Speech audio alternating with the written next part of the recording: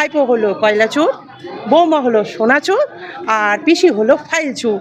চোর চোর চোর, চোর ধরো জেল ভরো।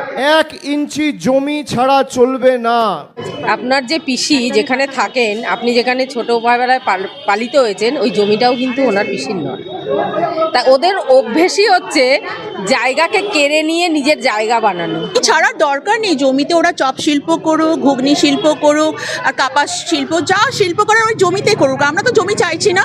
দুর্যোধনরা এই এই এই ডায়লগ, সেম ডায়লগ পঞ্চপাণ্ডবদের দিয়েছিল না, এক সূচাগ্র জমি আমরা ছাড়িব না।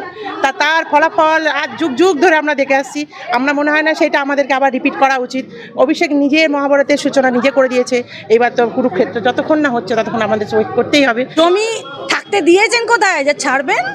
জমি সাধারণ মানুষের কেড়ে নিয়েছেন, তো সাধারণ মানুষ কি আর জমি ছাড়বে?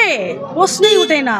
জমিটা এবার টিএমসির সাধারণ মানুষ কেড়েই ছাড়বে, বদলা নিয়েই ছাড়বে। এবার বদলা চাই, মানুষ বদলাও নেবে, বদলও করবে। আর তোমাদের 50-এর নিচে নামাবো। অনেক কিছু বলে, ওরা চাঁদে পাঠিয়ে দিচ্ছে অনেককে, আমাদেরকে মাটির তলায় ঢুকিয়ে দিচ্ছে, ওরা বিনা চাষ করে অনেক কিছু করে দিচ্ছে, তাহলে অনেককে অনেক কিছু দিতে পারে। ওর কথা আমরা কেউ ধরি না। 50-এর নিচে যেন টিএমসি না নেমে যায়, উনি দেখতে থাকুন।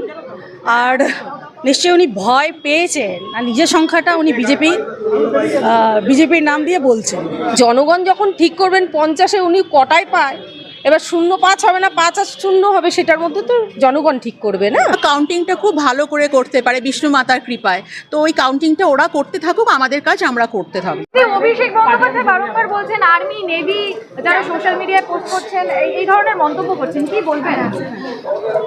আর্মি নেভি আর এয়ারফোর্সে যেভাবে উনি নামকরণ দিয়েছেন, আর্মি নেভি এয়ারফোর্স এইভাবে নোংরা কাজ করে না।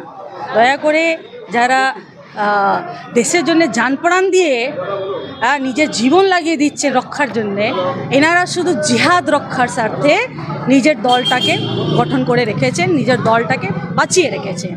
মানুষ সব কিছু দেখতে পাচ্ছে। এরা হিন্দুর দল নয়, এরা শুধু জিহাদের দল। এরা হিন্দু বিরোধী, নারী বিরোধী, এরা সমাজ বিরোধী দল।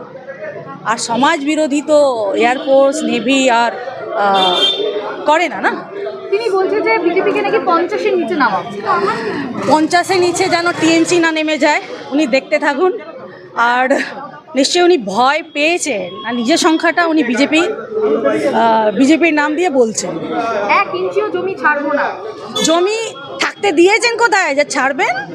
জমি সাধারণ মানুষের কেড়ে নিয়েছেন, তো সাধারণ মানুষ কি আর জমি ছাড়বে? প্রশ্নই ওঠে না। জমিটা এবার টিএমসির সাধারণ মানুষ কেড়েই ছাড়বে, বদলা নিয়েই ছাড়বে। এবার বদলা চাই, মানুষ বদলাও নেবে, বদলও করবে।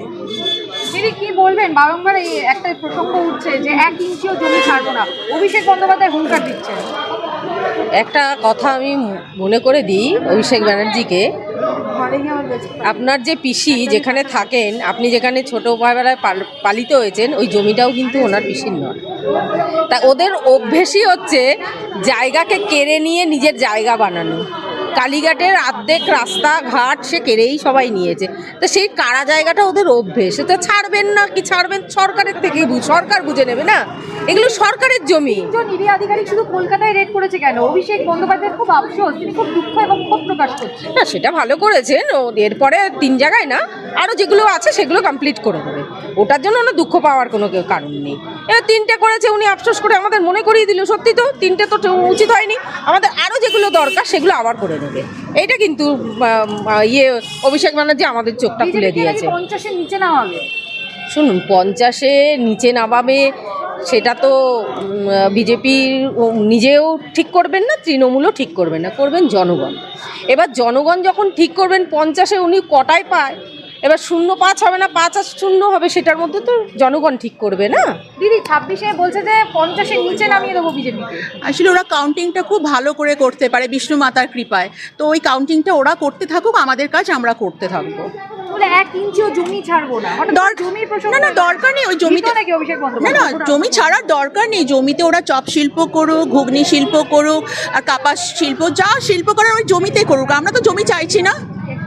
ওরা যদি জমি না ছাড়ে জমিতে সব শিল্প তৈরি করুক, কোনো অসুবিধা নেই।